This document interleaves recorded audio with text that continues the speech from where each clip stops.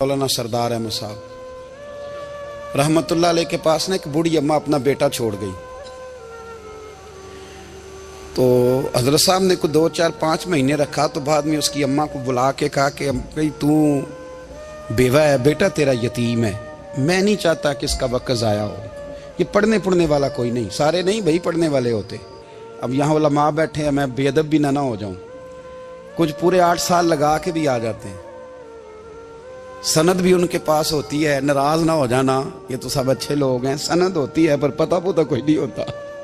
ये आला हजरत ने लिखी है बात। सनद होती है, पूरी डिग्री होती है, उस पर कई लोगों के साइन भी होते हैं। तो बहुत सारे तालिब इल्म ऐसे होते हैं जो मदारस में कहते हैं मैं फाजल फलां हूँ, लेकिन कोई शय पास। तो मौलाना सरदार अहमद साहब मुहद्दिस आज़म पाकिस्तान रहमतुल्लाह अलैह उस बूढ़ी को कहने लगे तेरा बेटा कुंद देना है, पढ़ना पढ़ाना इसने कुछ भी नहीं, तो यतीम बच्चा है, कल को तो कहेगी कि मेरे बेटे ने वक्त ज़ाया किया तो वापस ले जा। बूढ़ी अम्मा रोने लग गई, कहने लगी मैं पढ़ाने तो नहीं लाई थी, मैं तो आपको रब का वली समझती हूँ, मैं तो नौकरी कराने लाई थी। नौकरी हजरत अनस बिन मालिक कहते हैं मेरी अम्मा भी हुजूर की बारगाह में दे गई थी। हुजूर की बारगाह में ये नहीं कहा था कि या रसूलल्लाह पढ़ा दें, हाँ हाँ मैं जिम्मेदारी से बात कर रहा हूँ। ये नहीं कहा था हुजूर मुजाहिद बना दें, ये थोड़ी कहा था कि या रसूल अल्लाह सल्लल्लाहु ताला अलैहि वसल्लम से मुफस्सिर मुहद्दिस मुहक्किक मुफ्ती बना दें। हजरत अनस की अम्मा कह गई थी सोनिया जब तक ये रहेगा ना आपकी नौकरी करेगा, ये घर के काम काज करेगा, ड्यूटी करेगा, हुजूर ये आपकी नौकरी करेगा। तो मेरे महबूब ने फिर दुआ कर दी, अल्लाह इसे बरकत अता फरमा। तुम समझता है खिदमत वाला खाली रह जाता है? जितना जायका खिदमत वाले को मिलता है, जो उसके नसीब में आता है, वो किसी का नसीब कहां भाई। हजरत अनस कहते हैं हुजूर ने दुआ कर दी, बरकत की। मुझे तो खेती बाड़ी आती भी नहीं थी, पर लोगों के बाग में साल में 1 दफा फल लगता था, मेरे बाग में 2 दफा लगता था। हुजूर ने दुआ कर दी अल्लाह इसे औलाद दे। फरमाते हैं मेरे बेटे, मेरे पोते, मेरे नवासे, मेरी बेटियां, फरमाते हैं मैं जिंदा हूं और मेरी 100 औलादे मौजूद हैं। परेशान हो गया 100 सुन के बच्चे 2 ही अच्छे, 100 औलादे मेरी मौजूद हैं। हजरत अनस भी मौलाना सरदार अहमद साहब के पास ना छोड़ गई बच्चा, कहने लगी हजरत जी मैं को पढ़ाने के लिए थोड़ा छोड़ गई हूँ, मैं तो इसलिए छोड़ के गई हूँ कि आप मेहरबानी करें, खिदमत कराएं। तो हजरत जी कहने लगे कोई ऐसा काम ही नहीं, खिदमत वाला क्या कराऊं। कहने लगी पट्ठे पवा लिया करो जी। हूँ लड़ पेंदे ने, कहने ने बच्चे काम कर दें मदरसे का। हालांकि अब कहाँ बच्चे काम करते हैं, अब तो गुजर गया दौर, अब तो बच्चे काम कराते हैं। अब बच्चे भी नाराज हो रहे हैं, घूर घूर के देख रहे हैं। सही कह रहा हूँ आपको, बच्चे काम कराते हैं, बच्चे कहाँ काम करते। कहने लगी ये चारा डाले करेगा आपकी भैंसों को। तो हजरत ने उसको कहा कि बीबी चारा मेरी भैंसों को डालने के लिए मैंने बंदा रखा हुआ है, तो तू जा ले जा। कहने लगी हाथ बांध के हुजूर मेहरबानी करें रख ले, चारा डालेगा। और पुत्र तवज्जो से चारा डालना हजरत की भैंसों को। रोने लगी, हजरत ने रख लिया, महीने का खर्चा भी देते। शाम को ना वो सारा दिन काम करता, शाम को आके पैरों में भी बैठ जाता, हजरत जी लाएं तेल थोड़ा सा, पैर ना दबा दूं। 8 साल साथ वाले पढ़ते रहे, ये बेचारा नौकरी करता रहा। मेरा रूप भी नहीं ते मेरा रंग भी नहीं, और मैनू यार मनान दा टंग भी नहीं। कभी कभी ना हजरत बिलाल हबशी फारग होते ना, तो नबी पाक की बारगाह में अर्ज करते हुजूर कोई काम तो नहीं, सारे हो गए, हुजूर जाऊं जरा, चले जाते। एक दिन सलमान फारसी कहने लगे या रसूलल्लाह ये बिलाल कहाँ जाता है। फरमाया जा देख के तो आ। हजरत सलमान वापस आए तो आके रोने लगे, कहने लगे सोनिया जब यहाँ से जाता है ना तो जाके सैयदा फातिमा की चक्की पीसनी शुरू कर देते, बीबी साहबा के काम करने लगता है, घर में जाके असनैन की ड्यूटी करता है, वहां भी काम यहाँ भी काम। वो चारा डालता रहा, उसने चारा डाला। हजरत मुहद्दिस आज़म की भैंसों को दस्तारे फजीलत का वक्त आ गया, सारे पगड़ियां सजा के आ गए, आज दस्तार होगी। ये ना पीछे होके बैठ गया, चूंकि पढ़ा ही नहीं था तो दस्तार का है कि दस्तार तो उसकी जो पढ़ेगा, हमने तो पढ़ा ही नहीं, हमने तो यार पढ़ा, घर पढ़ा, ड्यूटी करी। हजरत मुहद्दिस आज़म रहमतुल्लाह अलैह के यहाँ जब ऐलान होने लगा ना कि अब दस्तार होगी, तो हजरत ने पहला ऐलान उसका फरमाया। तो मजां वाला बंदा कपड़े भी कदी कदी बदलता है ना, वो कहता है जिस हाल में भी था मैं पलट के देखने लगा कि पढ़ा पढ़ाया तो है, कोई शय नहीं।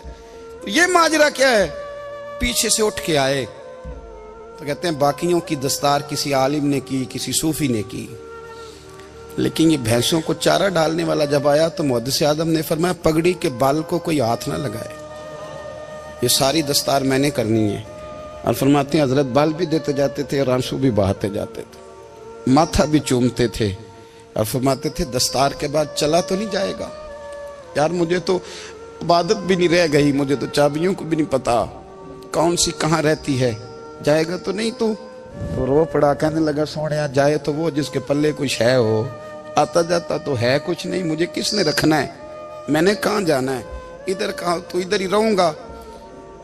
وہ اس طالب علم کے سارے استاد بھائی کہتے ہیں اس نے دستار کرائی, پڑھا پڑھایا کچھ نہیں, پر جو مسئلہ اڑ جاتا تھا نا, وہ جو اڑ جاتا تھا نا, وہ جا کے اس سے پوچھتے تھے تو کتابیں کھولنے کی ضرورت نہیں پڑتی تھی.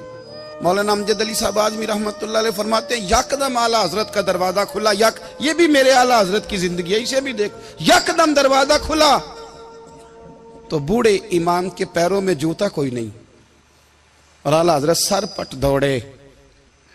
میں قریب گیا, میں نے کہا حضور میں صدقے جاؤں, کہاں جا رہے ہو؟ کہنے لگے کسی نے بتایا میرا مرشد کا بیٹا ریلوے اسٹیشن سے گزرنے والا ہے, امجد علی دیر نہ کر یار, کہیں شہزادہ ناراض نہ ہو جائے, میرے مرشد کا بیٹا, میرے شیخ کا پوتا, یار ذرا جلدی کر.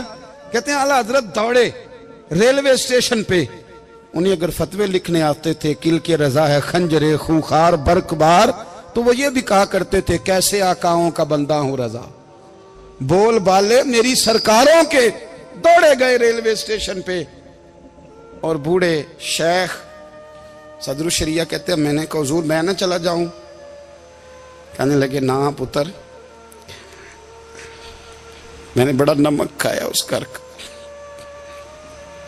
میں نے بڑی نوکری کری ہے, میری اپنی ڈیوٹی ہے, تمہاری تو نہیں نا. میرے شیخ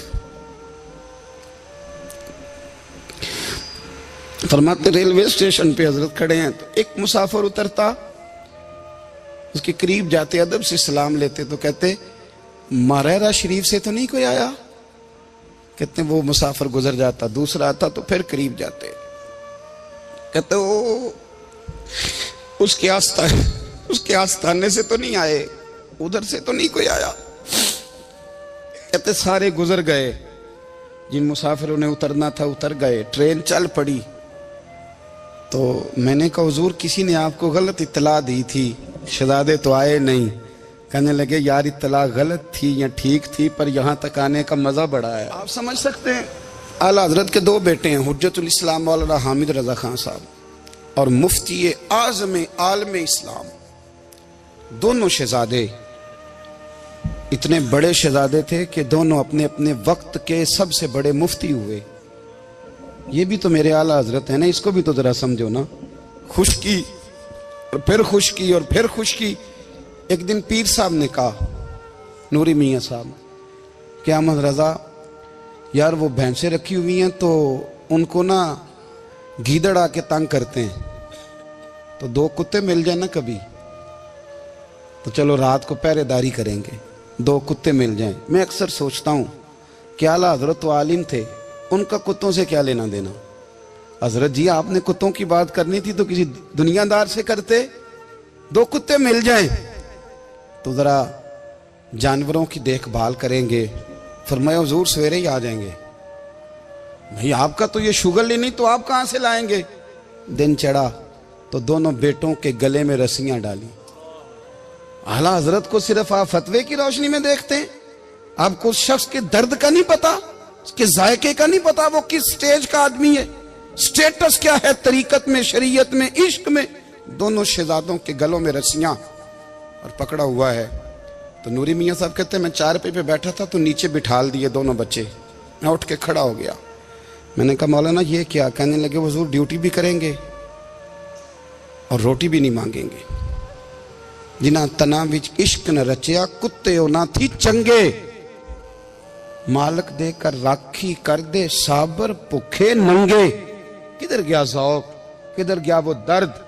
اور پھر جب باری آئی رسول اللہ کے پیار کی, جب باری آئی نبی پاک کی محبت کی, تو پھر فاضل بریلوی کا قد اگر لکھنے میں کمال ہے نا تو محبوب کے پیار کرنے میں بھی کمال ہے۔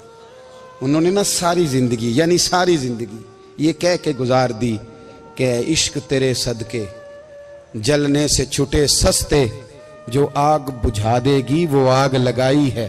ایک سید صاحب تھے، مکان بن رہا تھا اعلیٰ حضرت کا، تو سامنے نا بالکل لائبریری تھی۔ تو جب مکان بن رہا ہوتا ہے تو تب سارے مستری مزدور اندر ہی ہوتے ہیں، تو سب کا آنا جانا تھا، سب لوگ آتے جاتے تھے بلا جھجک۔ تو وہ سید صاحب بھی ایک دن آ گئے، سامنے لائبریری میں ملے، پھر چلے گئے۔ کچھ دنوں کے بعد گھر مکمل ہو گیا، اب عورتیں بھی آ گئیں، تو شاہ جی کو پتہ نہیں تھا۔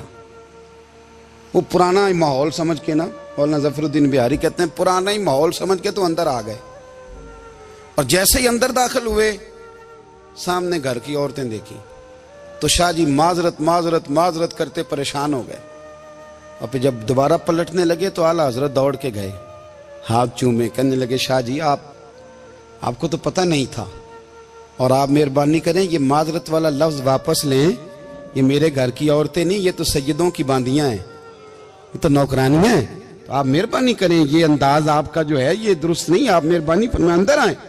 اور پھر سارے خاندان کو لے کے پردے کے پیچھے کھڑا کیا اور کہنے لگے شاہ جی کو غلطی لگ گئی، انہوں نے ہم سے معذرت کی، اب ہم سارے مل کے ان سے معذرت کریں گے، اس لیے کہ یہ رسول اللہ کا خاندان۔ یار تھوڑا بہت دو چار لفظ جس بندے کو آ جائے نا، دو چار لفظ، میں ذاتی طور پہ نا آپ کو پتہ ہے میں تو نعت خانوں سے تو ہماری بنتی نہیں، بہت سارے نعت خان تو ہمیں ویسے ہی نہیں، میں کہتا ہوں نعت آنے دے جانے کا نام نہیں، نعت تو کلام کا نام ہے۔ کسی بزرگ کی بات پڑھو، کوئی مطلب اس میں کوئی ذوق ہو، کوئی درد ہو، یہ کیا بات ہوئی جو آج کل کام شروع ہے۔ لیکن آپ کو پتہ ہے ہم نعت خان کی بھی عزت کرتے ہیں۔ میں جس نعت خان سے نعت سنتا ہوں میں دل کی